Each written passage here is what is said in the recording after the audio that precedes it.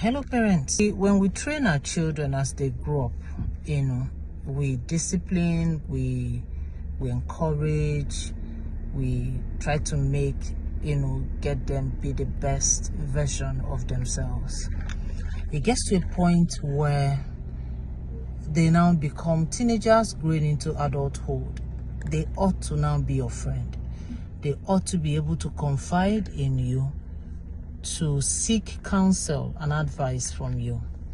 Now, if you have a teenager and those who are in their early 20s, and they don't have any conversation whatsoever with you at this stage of their lives, then you haven't built the required relationship you need from them. They are most likely getting advice somewhere else, from somebody else. Perhaps because you never give them the opportunity to express themselves.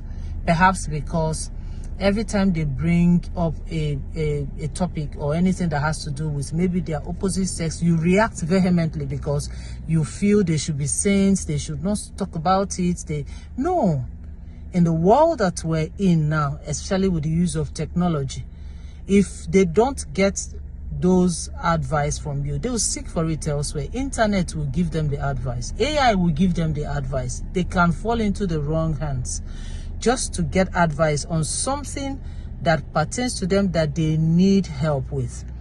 So if you have a child or children that you don't talk to, you don't have conversations around their personal lives, they're around, maybe a property, the things, the changes that occur in them, and you don't have any conversation whatsoever, then beware. That child might come home and pretend to be a good child, humble, do the house chores, You don't know what that child is doing behind you. So if you know your child, you don't ask questions, you don't talk, you don't communicate, hey, that's a sign that something is actually not right. And you need to find time to talk with your child and communicate effectively. Communication is very, very essential here to build that wholesome child that you desire to see in your children, or your child, as the case may be.